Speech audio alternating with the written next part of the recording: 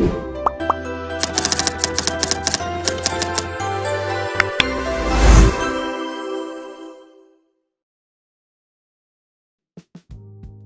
semuanya, perkenalkan nama aku Colin Farrell Franz Kailola dengan NPM 250713454. Aku Natasha Kristania Marbun dengan NPM 250713417. Oke, jadi kita dari kelas Sistem Operasi C. C.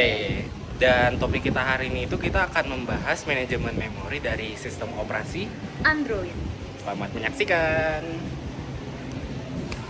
Baik, saya akan memulai presentasi dengan membahas tentang pengantar arsitektur memori Android. Pertama-tama, saya akan sedikit menjelaskan tentang arsitektur dasarnya. Android dibangun di atas kernel Linux, sehingga mewarisi sistem manajemen memori berbasis pegging dan virtual memory. Jenis memori utamanya ada RAM utama untuk tempat berjalannya sistem operasi dan aplikasi aktif. Yang kedua ada ZRAM, area kompresi khusus di dalam RAM untuk menghemat ruang. Dan yang ketiga ada storage atau flash. Ini berfungsi sebagai tempat penyimpanan internal. Tidak seperti OS desktop yaitu Windows atau Linux yang memindahkan data ke hard disk saat RAM penuh, Android sengaja mematikan fitur ini untuk melindungi umur memori flash dari kerusakan akibat aktivitas tulis baca yang terlalu intens. Selanjutnya ada tantangan utama manajemen memori perangkat mobile. Yang pertama yaitu keterbatasan fisik. Kapasitas RAM pada perangkat mobile jauh lebih terbatas dibandingkan dengan PC atau laptop. Yang kedua, konsumsi dayanya. Memori yang sibuk menguras baterai lebih cepat. Yang ketiga, ekspektasi pengguna. Pengguna menginginkan perpindahan antar aplikasi berjalan dengan instan tanpa adanya loading ulang. Dan yang keempat, solusi Android. Solusinya yaitu membiarkan aplikasi tetap berada di RAM meskipun sudah tidak digunakan sampai sistem benar-benar membutuhkan ruang tersebut. Lalu ada alokasi memori, yaitu ART dan Garbage Collection. ART atau Android Runtime bekerja setiap aplikasi berjalan di dalam proses tersendiri dengan heap memori terisolasi. Lalu Garbage Collection merupakan proses otomatis untuk membersihkan objek-objek di dalam aplikasi yang sudah tidak digunakan lagi. Karakteristik Garbage Collection modern di Android. Yang pertama, berjalan secara konkuren untuk mencegah lag atau patah-patah. Yang kedua, melakukan pemadatan memori untuk mengurangi fragmentasi ruang kosong. Selanjutnya, masalah utama. Bagaimana jika RAM penuh?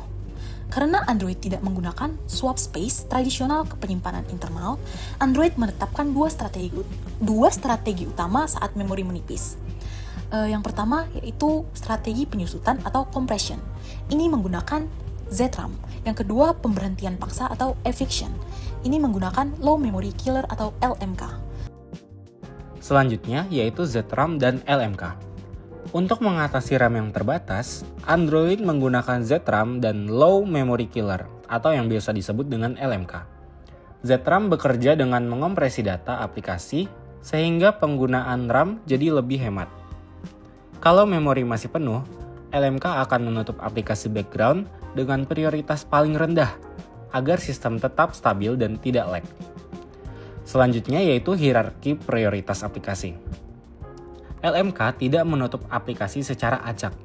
Android memiliki sistem prioritas aplikasi. Aplikasi yang sedang digunakan langsung memiliki prioritas tertinggi.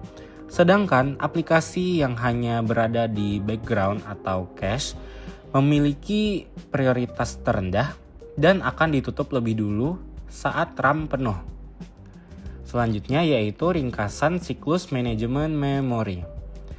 Pada kondisi normal, aplikasi aktif dan background masih bisa berjalan dengan lancar. Saat RAM mulai penuh, sistem akan memindahkan dan mengompresi data ke ZRAM. Jika kondisi semakin kritis, LMK mulai menutup aplikasi cache supaya ruang memori kembali tersedia dan performa tetap terjaga. Ya, selanjutnya yaitu saya akan membahas kesimpulannya.